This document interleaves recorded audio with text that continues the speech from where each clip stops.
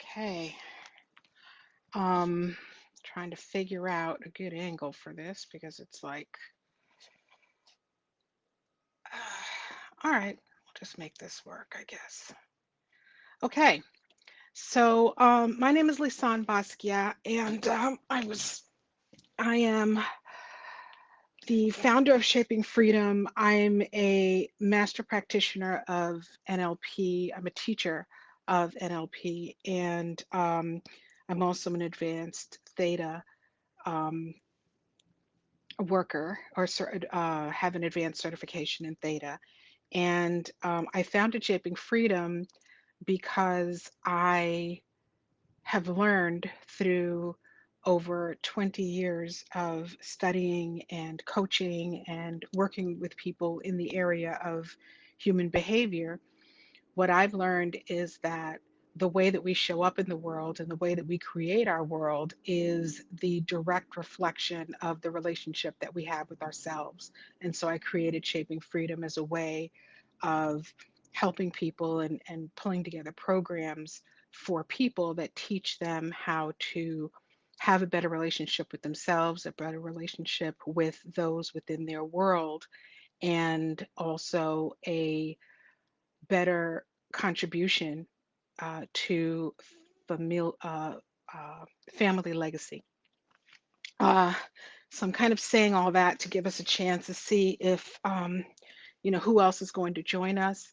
I decided to start this Ask Lisan series a couple of weeks ago because I often get emails and direct messages, texts, a lot of conversation and questions about the topic of feeling anxious and feeling off in the midst of the kind of uncertainty that we're currently living with. And so I decided that, um, this is all about community, right? We're all in this situation together. And so it's much more meaningful to have that dialogue, obviously, that one-on-one dialogue, and more importantly, to share with others. So, what I'm going to do today, my goal today, hey Esther, I see you, and Lindell, how are you? I haven't seen you in a really long time. I'm glad to see you. Um, my goal here is to just start a conversation about how, well, I'll first share some ideas that I have on how to work through anxious thoughts or an anxious way of being or state of being. And at the end, I'd love to open up the conversation and see if we can get some specific questions answered or address some specific situations. So I'm only going to be on here for like 15, 20 minutes. So we'll see.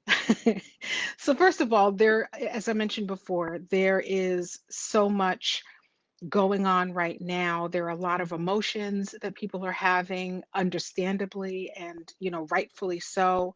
There is so much uh, emotion, quite frankly, happening, and uncertainty about what our lives might look like on the other end of this particular situation.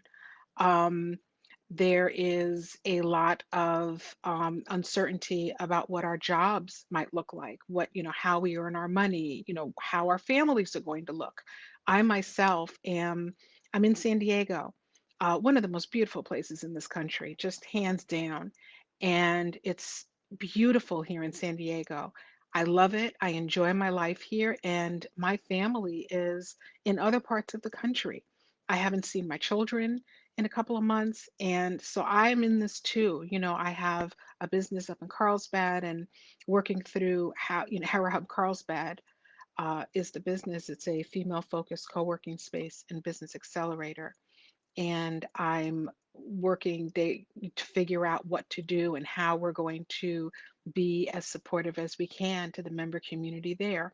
I'm in the same boat as all of you. And so my goal is to share a couple of things that I've learned over the years that have been tried and true and that have helped me to get myself back to center and get myself back to a calm place so that I can think clearly, and communicate more effectively and come from a place of after having dealt with what's happening inside of here.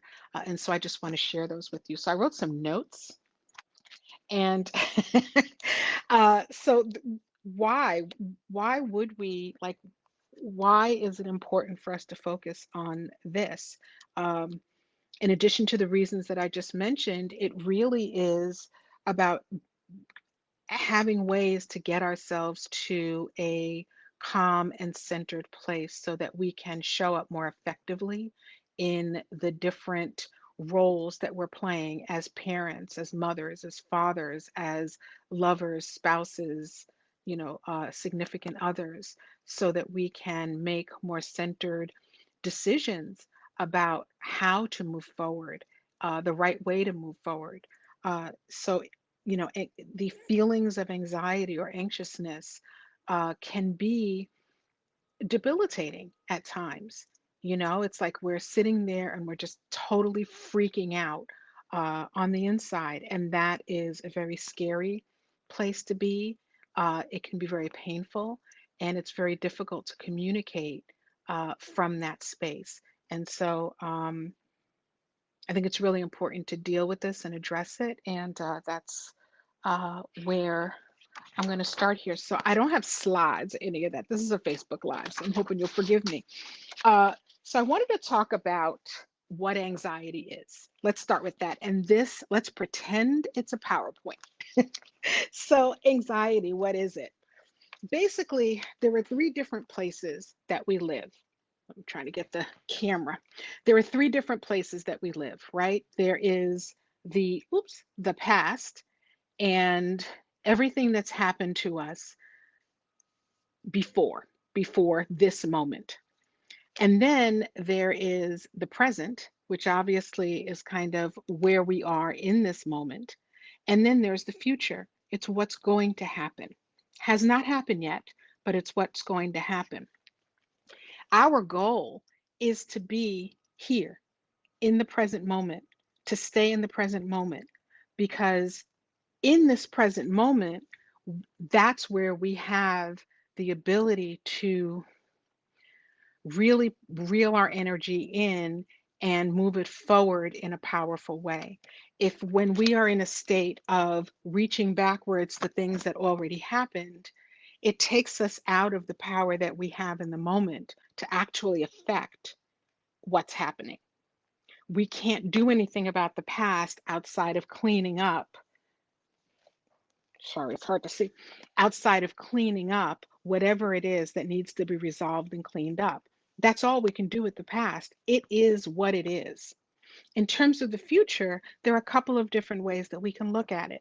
We can look at it with a vision and a plan for what we would like to have happen in the future, and or we can look at it from a sense of concern and fear about how we're going to what things are going to look like on the other side. And quite frankly, the truth of the matter is that the only place where we truly can affect anything is right here in this moment. The only way that I can affect, I don't know, how I'm going to feel in 3 hours physically is going to be based on the decision that I make for what I'm going to eat in this moment. It's really the only way that I'm going to be able to affect the future. And so the goal is to stay, to live here in the center, in the present, in our present moment. So there's a couple of ways for us to do this. And what I did, and I just want to say, um, this is about caring for ourselves emotionally and finding ways to be present in the moment. I know that there are diagnoses, and I'm not speaking to those, although I believe that there are some things that we can do that absolutely will affect, those medical diagnoses. But I just want to kind of put it out there that it's not what I'm responding to. So, step number one, and I'm going to go through. I think I have 4 steps here, and again, this is my. I'm trying to make sure the camera is following. So, step number one is to figure out where you are right now. So, what I mean by that is you're in a moment and you're like, oh my gosh, what am I going to do about? And I'll pick something really simple. What am I going to do about this dinner party that I'm going to on Saturday?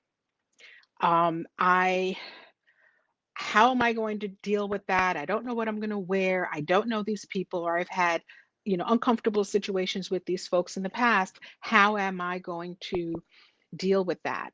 And what happens is we can put ourselves into a situation where we're not even in the present moment anymore. We are freaking out about something that has not happened yet. And that is the truth about anxious feelings or uncertainty, or even in the situation that we're all in today. The truth is, we don't know what's going to happen. We can do whatever we know to do to take care of our present circumstances, but we have no way of knowing what's going to happen. So, in this moment, or in that moment when you are feeling anxious, feeling, uncomfortable in the uncertainty, there's a couple of things you can do. The first thing is get real by being in the present moment. And that sounds super simple. And it is one of the most powerful things that you can do in a moment of anxiety. The way to break through or to move through those feelings that can happen on the inside is to really figure out and ask yourself the questions. Where are you? Are you here in this moment? Because that really is where you are, right? That's the real talk, is getting present to where you actually are in that moment. And a couple of ways that can help you to do that is to ask yourself some questions. So it really is just taking that breath for a moment and saying, okay, what do I see? You know, I'm sitting here, I'm on a Facebook Live, I see a lamp, I see a plant, and I see a beautiful piece of artwork on my wall. Asking yourself that simple question, what do you see around you? And then how can I move to bring myself into present? Maybe it's like wiggling your toes, maybe it's wiggling your fingers, or moving your body around a little bit, just to kind of help you to get into the present moment. Breathing, making sure that you're breathing. So often when we are in a moment of anxiety or in a moment of fear, the first thing we forget to do is to breathe. We have to breathe. And so taking that moment and just taking a deep breath and breathing and continuing to breathe and not getting caught up in the mechanics of breathing, because we know how to breathe, right? Don't get caught up in the mechanics of it. Just steady, just breathing in, breathing out. And depending on how you're feeling, it can take a little bit longer than other times, but just breathing in, breathing out, allowing the breath to help to calm you, allowing the rhythm of your breath to just help to calm you.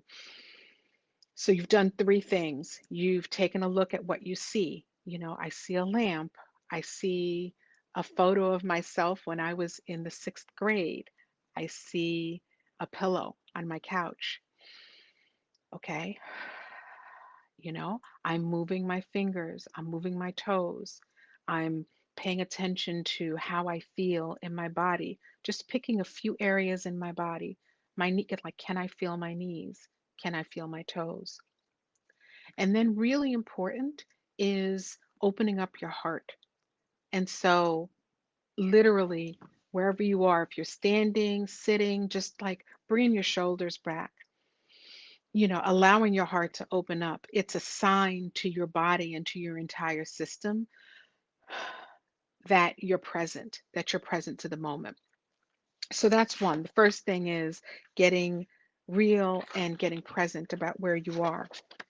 Step two is practicing self care. And what that looks like is, and we started it before, it's the breath, it's breathing. just steady breathing and observation of your breath, not getting into, did I count 5 times? Like, don't do any of that. Just literally breathe, soothe yourself and breathe. Give yourself the attention that you need and that you want by allowing yourself to breathe. Meditation is something else that you can do, which really, sometimes it sounds super fancy. It's really just taking some time to sit down and do nothing and just allow the thoughts in your mind to dissipate and go away and allow you to go inward. And the way you go inward is to go quiet so that you can actually hear what's going on inside. And it's the hearing of your breath, like with your ears, but it's also the hearing and the sensing of what's going on. Like you can hear even just by allowing yourself to be still. You can hear maybe tension that has gathered in a different part of your body, or you can hear that you just have a lot of pressure in your head and that you want to allow it to dissipate through breath. Um, so it's the meditation of hearing what's going on. You can journal uh, to record your thoughts and to see what it is that you're saying to yourself. Do you find yourself saying the same thing over and over again? So just like journaling and just getting it all out, not trying to find a way to control the feeling that's happening inside of you, allowing yourself to get it all out, giving yourself literally a stage where you are allowing yourself to just let those feelings out. Put them, journal them, do it in a healthy way, journal them, move, do jumping jacks. There have been times where I am just like pumped up where something's going on, you know, 25 jumping jacks, life changer. Eat for calm. So, what I mean by that is pay attention to your body, and there are certain things that you can put into your body that will help you to be calm, and there are other things like sugar or alcohol or foods that may fill you in the moment, but don't necessarily fuel you. You want to eat for calm. You want to nurture your being and help yourself physically through your food, through your breath, through your meditation. Help yourself to come back to the place of center and peace because that's really what this is about. That's the goal here. It's to bring yourself back into the present moment, bring yourself into your body. Um, Sleep, super important as you're going through a challenging time, it's really important to pay attention to the routines that help you to stay present and centered. And one of those is absolutely sleep for everybody. So making sure that you're addressing your need and desire to be calm, your need and desire to be in flow the following day, addressing that by going to sleep a little bit earlier, or having a healthy sleep routine, go to sleep routine for yourself. Another thing that I think is really important is to set your anxiety down. So, what I mean by that is there are some of us who carry our woes around as if they are a badge of honor. And so, what we do is we clutch these things to us and we make them real, meaning my anxiety. I have my anxiety, my depression, my anger, all of that. Words have power. And so in doing that, you're taking that thing, that state of being, it's an emotion, it's a state of being that you're in a particular time, and you're making it your own. You're bringing it and making it part of your identity. And so setting that idea down, even if it's just through language, I'm feeling anxious is a very different statement from my anxiety. I'm, dealing with my anxiety. Be willing to separate yourself from the identity of this thing that you don't want, um, even if it's through your words. So just bring some distance between you and this state of being that you're experiencing. Get out of your head. Um, so, what that means is a lot of times the concerns that we have are just thoughts that are flying through our minds. And if left unchecked, we can have that entire conversation on the inside. And so find ways to get out of your head and to see that there are other people on the other end of what it is that you're feeling. And so um, getting out of your head means maybe having a conversation with someone that you trust, asking someone what their thoughts are on this uncertainty that you're experiencing. Hi, Kendra. Having um, again, journaling, getting it out of your head literally and just writing it all down so it's out of your space. It could also be asking for help, just asking someone to help you and focusing on that other person. Sometimes the feelings of anxiety come because we're so in our own heads, in our own minds, in the story that we're telling, that we lose sight of the fact that there are actually people around us, you know? And so sometimes what I have done is when I'm feeling particularly anxious, I will take the focus off of me and put my attention on the other person that I'm speaking to, putting my attention on them, looking at them, seeing them. Because in doing that, it takes some of that pressure and that concentrated thought off of myself and allows it to dissipate a bit. Um, Another way to to practice self-care is to move your body. Moving your body. Sometimes getting out and just taking a walk, and it doesn't have to be the marathon run. You don't have to do like the 7-minute mile. Just getting out, walking, doing the same thing we talked about in the beginning of this this isn't a call. In the beginning of this Facebook Live, getting out and just looking at things. There's a tree, there's a bird, there's a, these are my feet, and just getting yourself into that present moment through movement and through appreciation and gratitude for what's around us. And no matter how crappy we may be feeling, there's always something to be grateful for. Always. So, what I do sometimes is when I'm out walking, I sometimes just, wow, I'm grateful for the conversation I had with my daughter or my son. I'm grateful for the fact that we all have technology and can communicate with each other during this really challenging time. I'm so grateful that for my body, for the health in my body. I'm grateful for the people that I love. I'm grateful for the skill set that I have. I'm great, whatever those things are, just really putting that conversation into your mind, just allowing yourself to have that conversation. Step number 3, take action. So we've gone through getting present, figuring out where you are, getting real about where you are. That's step number 1.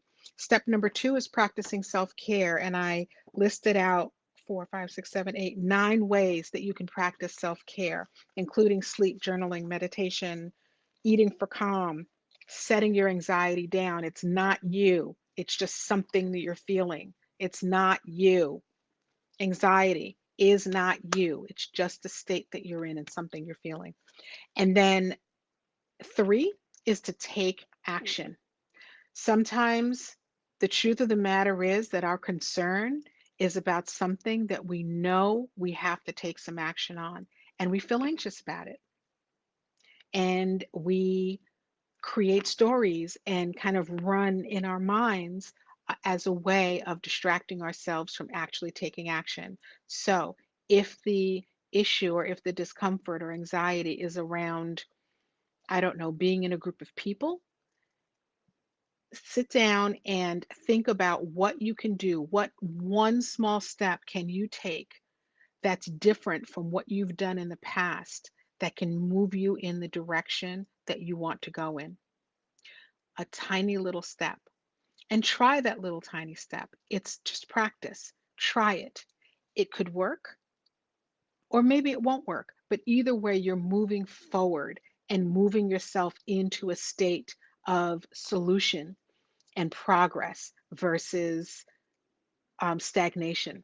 So take the smallest little step in whatever it is.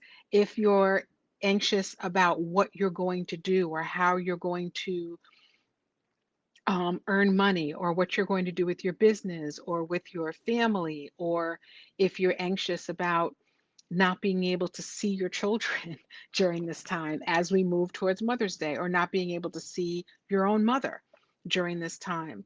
Um, Take the smallest step that you can possibly take.